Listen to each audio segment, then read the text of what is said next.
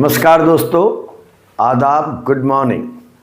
Pakistan NATO की तर्ज पर इस्लामी देशों का एक सामूहिक सुरक्षा तंत्र खड़ा करने की कोशिश कर रहा है ताकि उस पर किसी भी कार्रवाई यदि हो और भारत करे तो उसे पूरे मुस्लिम जगत पर हमला बताकर भारत पर इंटरनेशनल प्रेशर बनाया जा सके। सऊदी अरब के साथ सुरक्षा समझौते के बाद तुर्की की संभावित भागीदारी इस रणनीति को और मजबूत बनाती दिख रही है। हालांकि यूएई के राष्ट्रपति की हालिया भारत यात्रा बता रही है कि भारत भी खाड़ी देशों के साथ रणनीतिक साझेदारी को गहराकर पाकिस्तान की इस संभावित घेराबंदी की काट को तैयार कर रहा है। सवाल यह कि क्या भारत इस नए सुरक्षा ध्रुवीकरण के दौर में अपनी कूटनीति और रणनीतिक स्वतंत्रता को बचाए रख पाएगा या पाकिस्तान की यह चाल हमारे लिए एक बड़ा संकट बन जाएगी, दीर्घकालिक संकट। तो चलिए चर्चा करते हैं इस पर। नाटो यानी नॉर्थ अटलांटिक ट्रीटी ऑर्गेनाइजेशन, आप सब जानते हैं, एक सैन्य महागठबंधन है जिसकी स्थापना 4 अप्रैल 1939 को 1949 को हुई थी। द्वितीय विश्व युद्ध के बाद जब दुनिया 2 ध्रुवों में बंट रही थी तब पश्चिमी देशों ने तब के सोवियत संघ के प्रभाव और विस्तार को रोकने के लिए इसे बनाया था। नाटो का मूल उद्देश्य है कि सदस्य देशों की सामूहिक सुरक्षा सुनिश्चित की जाए और यह सिद्धांत लागू किया जाए जो नाटो का सिद्धांत है कि किसी एक देश पर यदि हमला होता है तो उससे सभी अन्य सदस्य देशों पर भी हमला माना जाएगा। पाकिस्तान आज उसी अवधारणा की नकल करते हुए इस्लामी नाटो की परिकल्पना को आगे बढ़ाने की कोशिश कर रहा है। ये भारत के लिए बेहद खतरनाक साबित हो सकता है।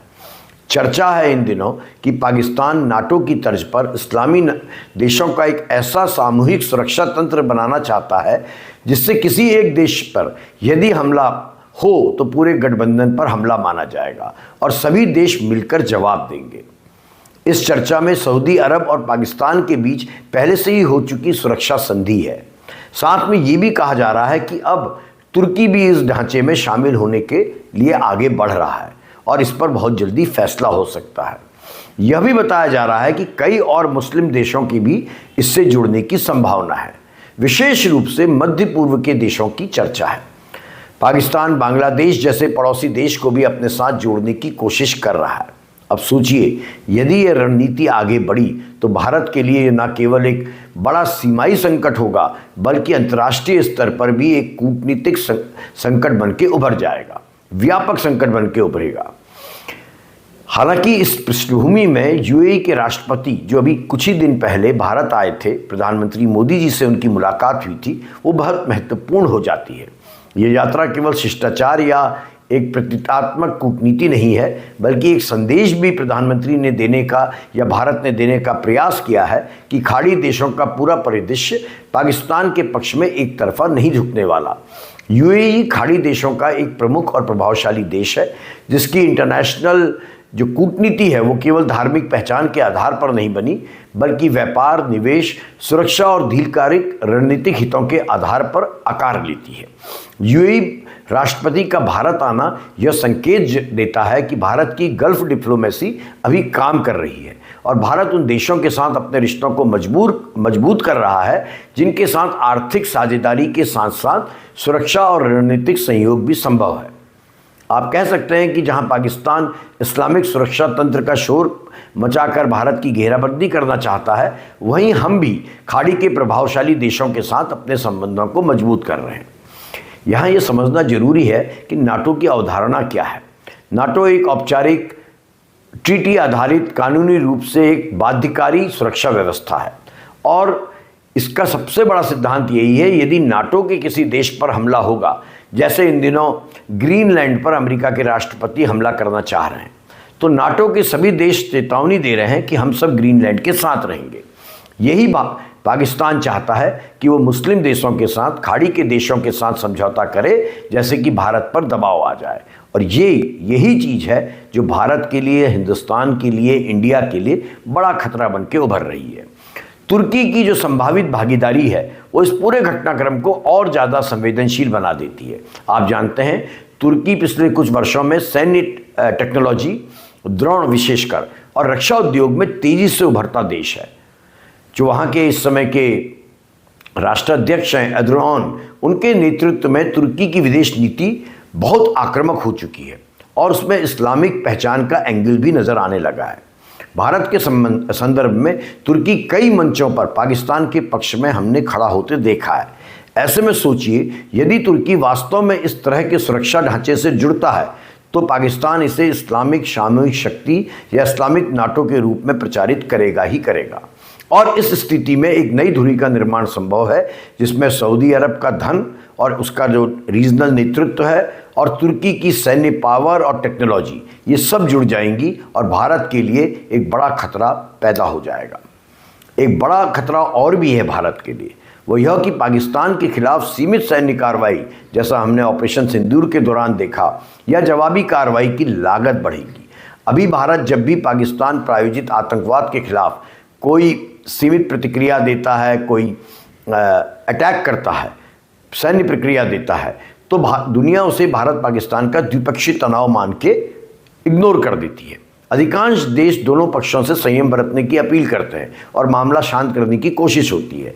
लेकिन अगर पाकिस्तान ये दावा करने लगे कि उस पर हुआ हमला पाकिस्तान पर नहीं बल्कि समस्त मुस्लिम राष्ट्रों पर हमला है, मुस्लिम नेटो पर हमला है, तो भारत की कार्रवाई को वो अंतर्राष्ट्रीयकरण करने से नहीं चूकेगा।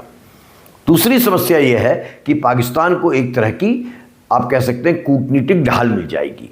भारत लगातार कोशिश करता रहा है कि पाकिस्तान को आतंकवाद के मुद्दे पर वैश्विक मंचों पर अलग थलग रखा जाए, लेकिन अगर पाकिस्तान के बाद सऊदी और तुर्की जैसे देशों की नैतिक या राजनीतिक ढाल मौजूद हो जाती है तो पाकिस्तान अपनी छवि को आतंकवाद समर्थक के बजाय इस्लामिक सुरक्षा के भागीदार के रूप में आसानी से पेश कर पाएगा।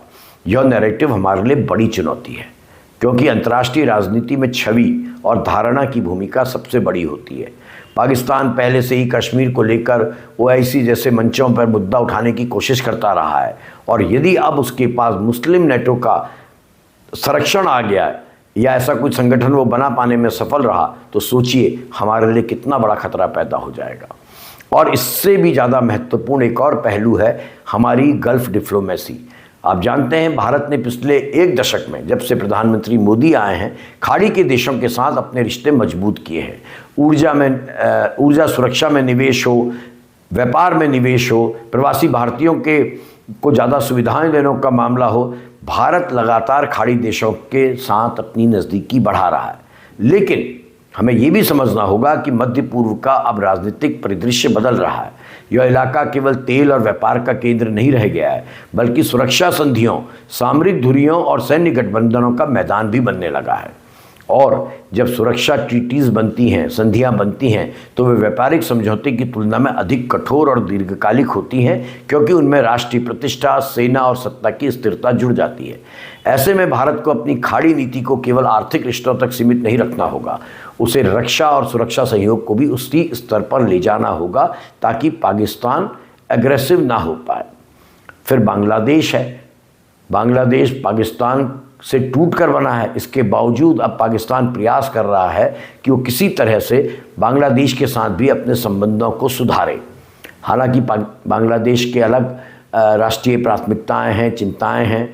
भारत के साथ उसके लंबे समय से अच्छे रिश्ते रहे हैं, हमारे साथ उसकी सबसे बड़ी सीमा है अंतर्राष्ट्रीय सीमा, व्यापारिक रूप से भी वो हम पर निर्भर है। लेकिन इस्लामिक गठबंधन में शामिल होना हालांकि बांग्लादेश के लिए आसान नहीं होगा लेकिन असंभव भी नहीं है।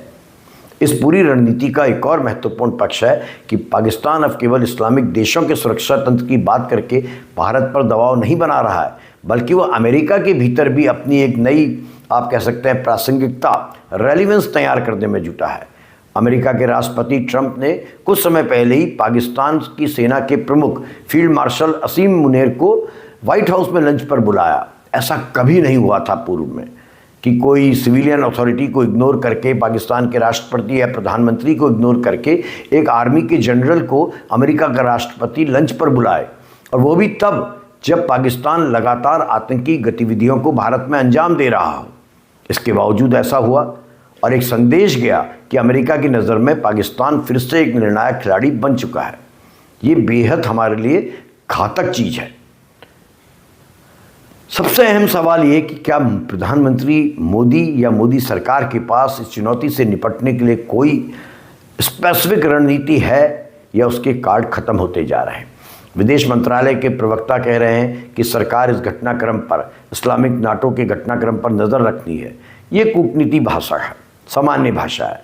भारत को केवल देखना भर नहीं होगा, नज़र नहीं रखनी होगी, बल्कि सक्रिय रूप से कुछ करना होगा। भारत के सामने कम से कम 3 स्तरों पर रणनीति बनाने की ज़रूरत है।